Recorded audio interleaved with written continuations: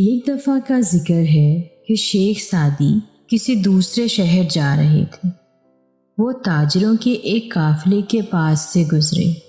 انہوں نے سوچا کہ اکیلے سفر کرنے سے بہتر ہے کہ وہ ان تاجروں کے ساتھ ہو لیں۔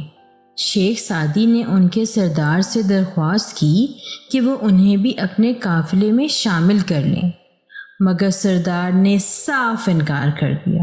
سردار نے انہیں بتایا، بات دراصل یہ ہے کہ کچھ روز پہلے ہمیں راستے میں ایک شخص ملا، وہ بھی آپ ہی کی طرح شکل سے نیک بزرگ نظر آ رہا تھا۔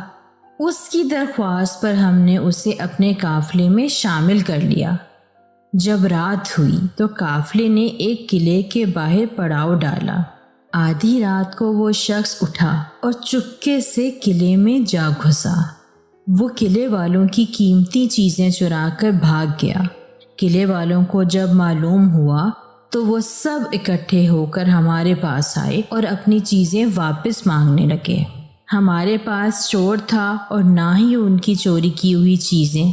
ہمیں ان کے سامنے بہت شرمندہ ہونا پڑا۔ تب سے ہم نے یہ پکا ارادہ کر لیا ہے کہ آئندہ کسی اجنبی پر بھروسہ نہیں کریں گے اور نہ ہی اسے اپنے قافلے میں شامل کریں گے۔ یہ سن کر شیخ سعدی خاموش ہو گئے۔